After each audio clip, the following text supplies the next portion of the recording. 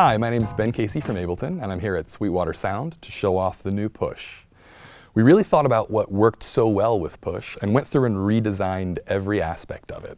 Everything from making buttons with a more satisfying click to creating significantly more sensitive pads and putting on a beautiful high-resolution full-color screen here at the top of the unit. And this screen allows us to bring a whole new level of functionality to Push that never existed before. Now you can record audio straight in, be able to cut that audio up and rearrange it to create new beats and new melodies. We can manipulate pitch and slice samples up on the fly, and all without having to look at your computer. So we completely rethought the way the browser on Push should work, and we brought all of your user content right to the front. So right here at the top, I can immediately browse through my built-in sounds, samples, and presets. I can also load my virtual instruments, my audio and MIDI effects, as well as my third-party audio units and VSTs.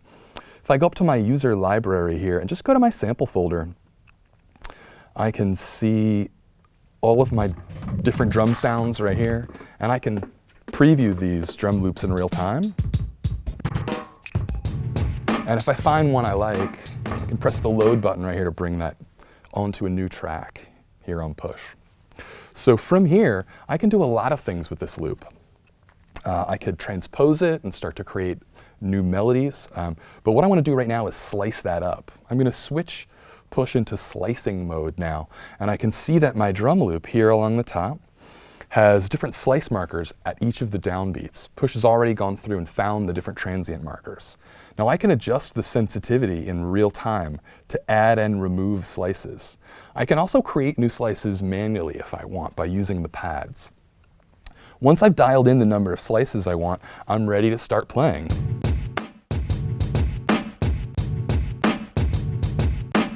Now that I've created some rhythm, let's go ahead and look at some of the things you can do melodically with a sample on Push now. So I'm going to switch over to another track, and here on this other track, I just have a little bit of guitar loaded. So this is just 3 notes, and now, using Push, I can dynamically retune this sample on the fly. So I can hear the sample at different pitches, but I can also retune the sample as it plays, like this.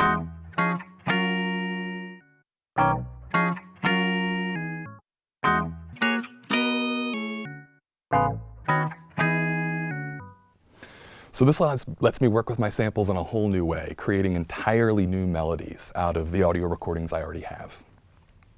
We've added Live's warping engine into the Push workflow. So now you can change the pitch of your samples independently from the time, and vice versa. So I can use that to play this guitar loop back at several different pitches at the same time without worrying that those different pitches are going to fall out of sync from each other.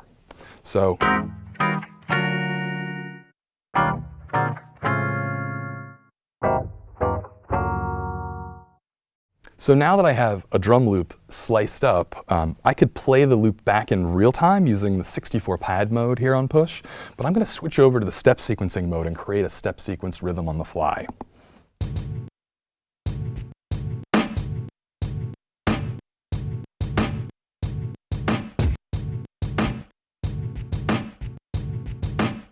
And now that I have a beat going, I can switch over to a melodic instrument like that guitar sample.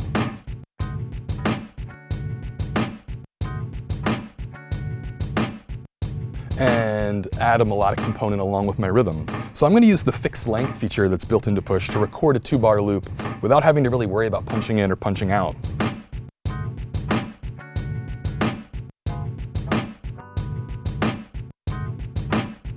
And I'm going to use the mix functions built into Push to be able to adjust the volume for that guitar part on the fly. So now, right from the screen, I can see my peak as well as my RMS metering.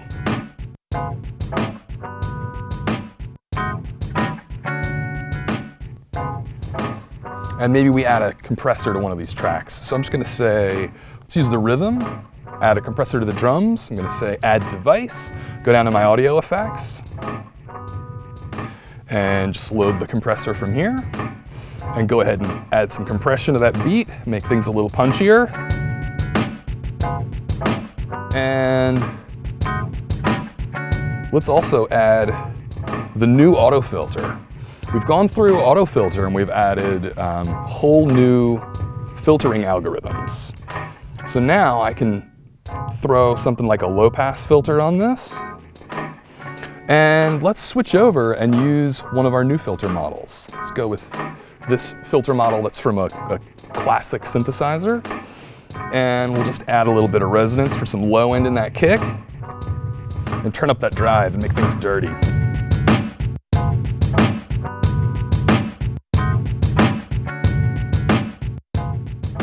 Now, using the full color display on push, I can zoom right into my audio waveforms to do more detailed editing.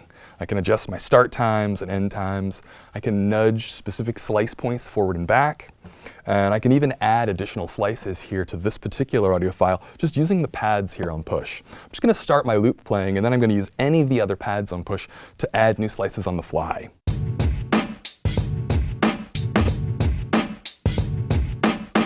So now each of these pads has a different slice point on it.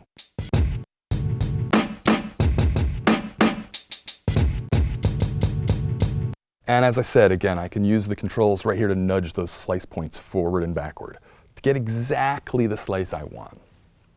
Thanks, guys. This has been Ben Casey for Ableton here at Sweetwater Sound. If you have any additional questions, contact your Sweetwater sales engineer.